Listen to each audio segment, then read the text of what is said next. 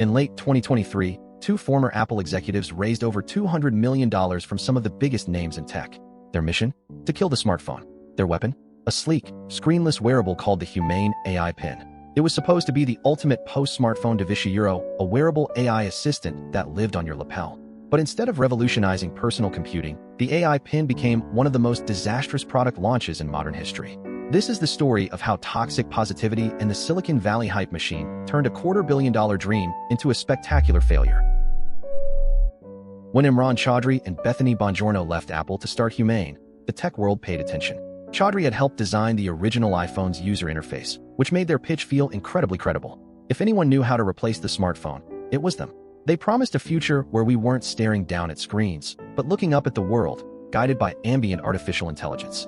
They convinced investors like Sam Altman and Mark Benioff to back a $250 million beta, all before the public had ever touched a working prototype. The hype wasn't just big, it was Apple-level big. The vision was intoxicating. The AI Pin would clip to your shirt, translate languages in real time, summarize your emails, and project a laser ink display directly onto your palm. It was the ultimate Silicon Valley fantasy, solving the screen time epidemic with even more technology. For a moment, the media bought in. Early demos looked like magic, but there's a massive difference between a carefully controlled stage demo and the chaotic reality of everyday life. When the embargo lifted, the illusion shattered. Reviewers didn't just dislike the pin, they exposed how unfinished it was.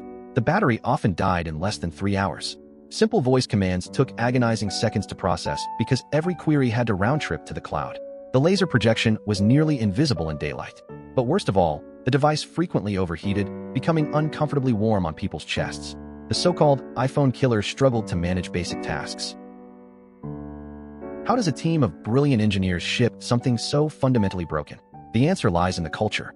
Internal reports revealed that Humane's leadership enforced a culture of toxic positivity. When employees raised red flags about battery life or heat, they were reportedly ignored or sidelined. Reports even claimed executives used ice packs to keep prototypes cool before public demos, choosing to believe their own marketing over engineering reality. Cause of death: a brilliant pitch, a broken product, and a culture that mistook optimism for execution.